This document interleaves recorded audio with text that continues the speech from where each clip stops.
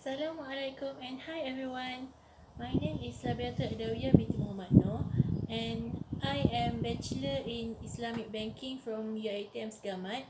Today, in this video, I'll be talking about the before and after COVID-19 cases that give impact to the economy of Malaysia. As we know, coronavirus disease 2019 or known as COVID-19 is a new type of disease originated in Wuhan. It was confirmed by World Health Organization before becoming an outbreak in all countries. It first arrived on Malaysia on January 2020. The case started from 8 Chinese travelers that come from Singapore through Johor Bahru. These 8 people were tested for the COVID-19 and unfortunately 3 of them were tested positive.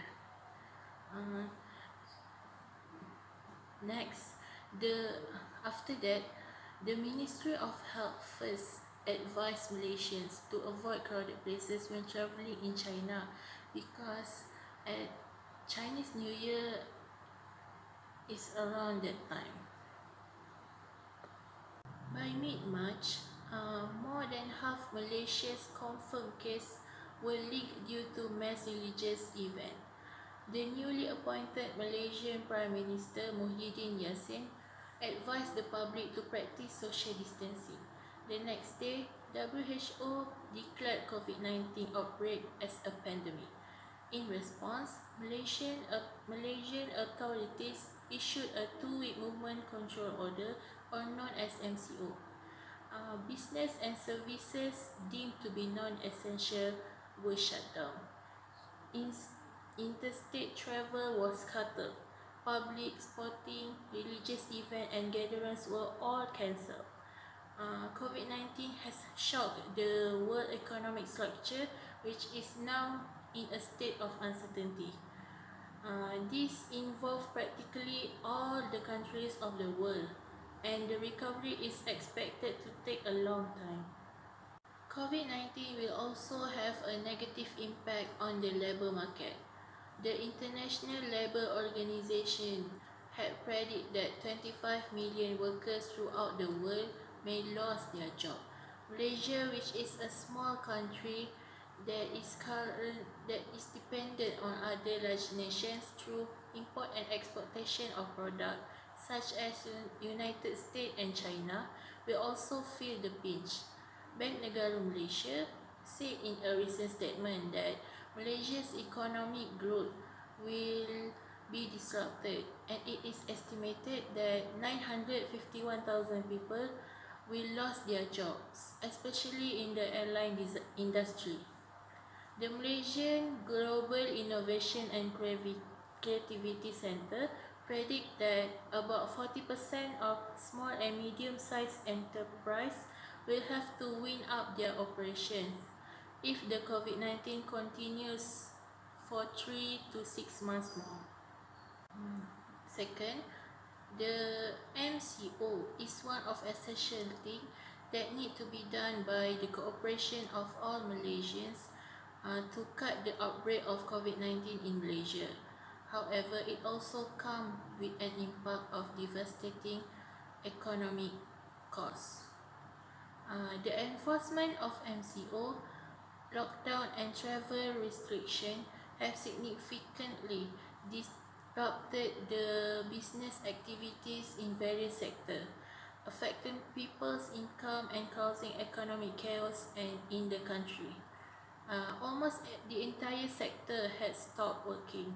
Some production firms have also stopped their operation and laid off workers as they are unable to bear the cost. It is difficult to predict when the economy of Malaysia will fully recover as long as COVID-19 positive cases continue to rise and no vaccines are discovered to treat the disease. However, Malaysia has taken several actions to recover the economy.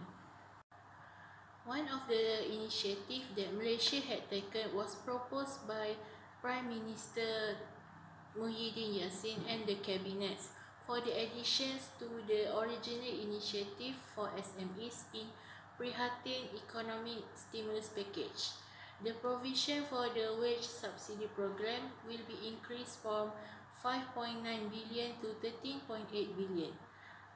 The company that employs local worker that earn 4,000 ringgit and below will receive the following subsidy assistance.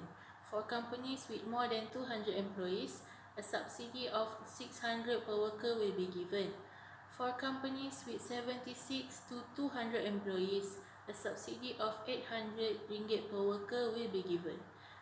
And last, the companies with 75 employees and less, a subsidy up to 1,200 ringgit will be given per worker. This assistance is for 3 months and is dedicated to employers who have registered with SSM or local authorities before January 2020. Next, the government also announced the exclusion of rental payments or providing rental discount for SMEs in the premises owned by government. Prime Minister Muhyiddin Yassin thanked federal government companies such as Mara, Petronas, and Plus, and several other companies owned by state government who have agreed to give a discount and not impose rent on their premises, especially for SME tenants. Muhyiddin also urged the owners of private premises to provide the same convenience by reducing rental in their premises at least during MCO period and 3 months after MCO ends. The owner of buildings or business space who provide a reduction or release of rents to the tenants who are SMEs will be given additional tax deduction equal to the amount of rent reduction for April to June 2020. Up until now, the MCO is extended to 3 months already. During the 3 months of MCO period, the government allowed the small business premises such as grocery and hardware stores to start operate their business in stages but with limited opening hours. As a result for the improvement of the business premises allowed by the government, the economy of Malaysia has started to slowly stabilize. The improvement may be insignificant, but certainly increasing as it takes time to rebuild the stability of a country. The economy of Malaysia may be increased and it mostly comes from the manufacturing foods and products, as food is a basic needed by every person to continue their daily life.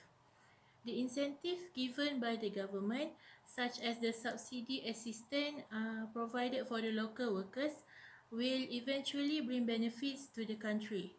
Even though there still will be a loss outstanding due to the MCO and lockdown, however, it can be earned back through the incentive given by the government. The Malaysian citizen will use the money they receive to buy their daily basic needs, and this will cause the inflow and outflow of money in Malaysia's economy. In a little but certain, we can earn back the loss that country had suffered due to COVID-19 outbreak, as long as the Malaysian citizens will be united and work their hardest in the future. Those pictures are some of the campaigns that Malaysia had promoted during the outbreak of COVID-19. That's all from me. Thank you. Before that, I really hope that you will hit the like button, as your likes will contribute to my marks for this excitement. Thank you in advance. Bye.